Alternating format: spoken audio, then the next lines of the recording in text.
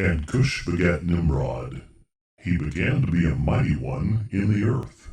He was a mighty hunter before the Lord.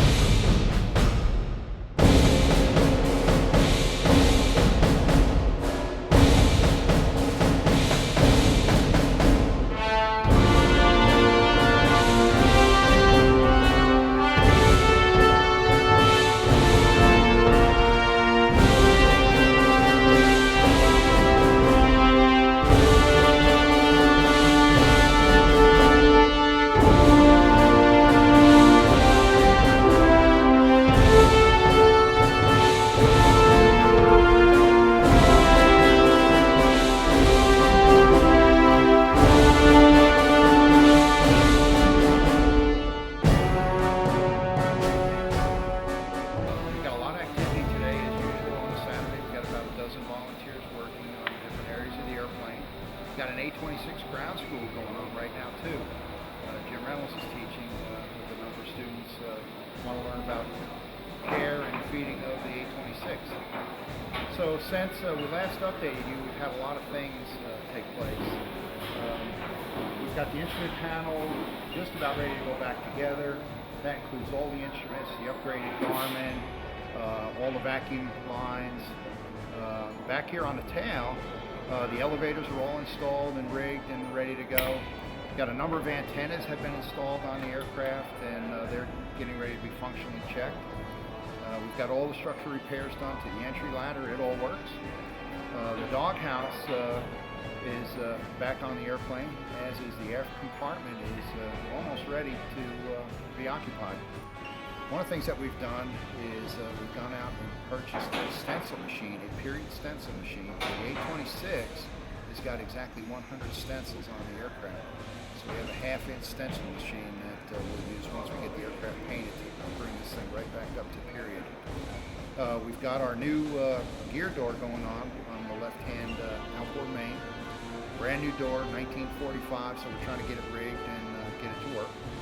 Our auxiliary hydraulic pump is out for service right now, so hopefully we'll have that thing back together and finally do a complete checkout of the hydraulic system. The Bombay forward bulkhead is all back together and operable right now, thanks great part to Ray Schechter and his group. We've got the aileron gap seals being manufactured right now. We're doing that in the hangar. We've got Tim and David have been making patterns, and hopefully we'll have those things manufactured and be ready to go back on the aircraft before too long. One of the big challenges we've completed is the nose landing gear drag brace. It's completely overhauled, rigged, back in the aircraft, and operationally checked okay. So we should be good to go. Final gear swing after we get the doors on and get them all rigged, and we should be good to go.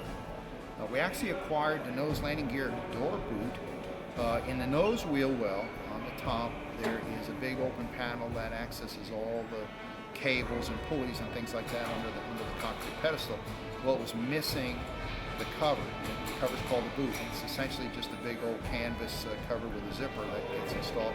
We found one online, manufactured in 1952, still in the original package, and it's as good as new, so we're in the process of installing that. So that'll help complete the look and functionality of the nose wheel well. Another big thing, we've got our nose wheel assemblies. 2 of them now are completely overhauled with new bearings and bearing seats, and 2 brand new nose tires. So we've got all 3 wheels and tires ready to go. A couple of the crew have worked on the cockpit vents. That whole system was taken out and cleaned and refurbished, and now it's all back in with new cables and everything. It looks like $1 million. To operate some of this stuff, though, we also have to have hydraulic power. So Arnold manufactured a hydraulic mule. I think he took the motor out of one of his tractors, and so now we have 2 different ways to power up hydraulically on the aircraft while we're on the ground. And last but not least, one of the big things we had to do, we have to completely develop a maintenance program. Once we operate this aircraft, we start to operate it, we have to maintain it. And we have a very comprehensive program that we have to sell to the FAA and get approved before we can start flying. So essentially that's it, and hope you enjoy the video.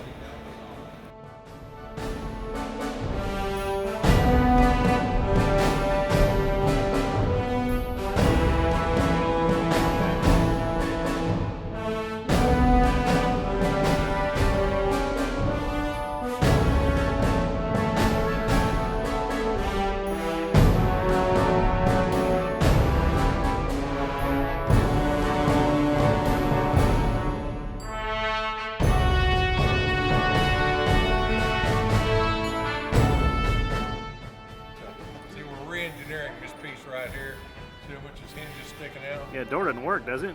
Well, yeah, it works. It just needs some work. It's not a good fit. But this piece being bolted in here and bolted in here, we can make a new piece right here and just shorten that hinge back a little bit, and it'll take that gap out of there. I'll bet you I could build one of those. Any good sheet metal man worth his weight in salt ought to be able to do it.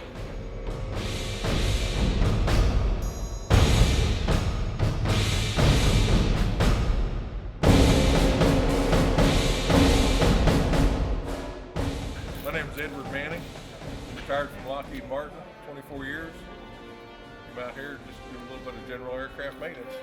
Hi, my name is David Arbor. I'm a master electrician in the city of Fort Worth, Dallas County. I'm on the A-26 crew, and I'm here helping the crew chief, J.R. Hoffman, and we are trying to get this plane complete, ready to fly within about 12 months.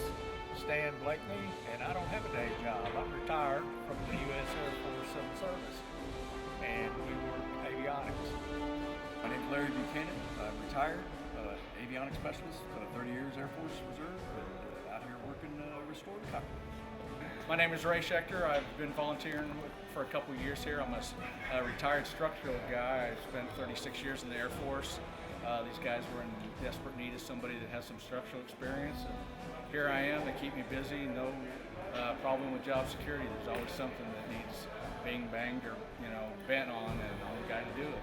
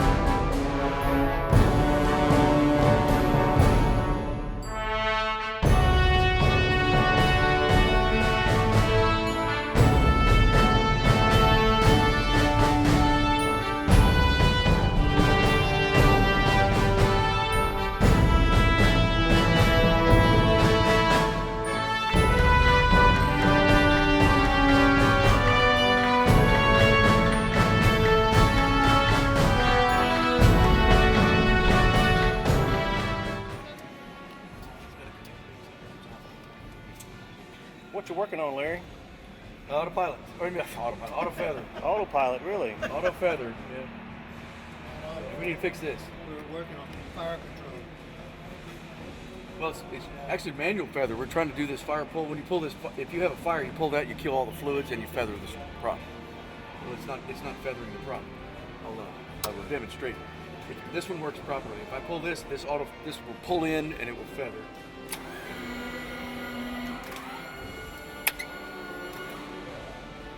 Like that. So that all worked like it's supposed to. This side, it'll manually feather, but if I pull that, nothing's happening. And that's where our problem is.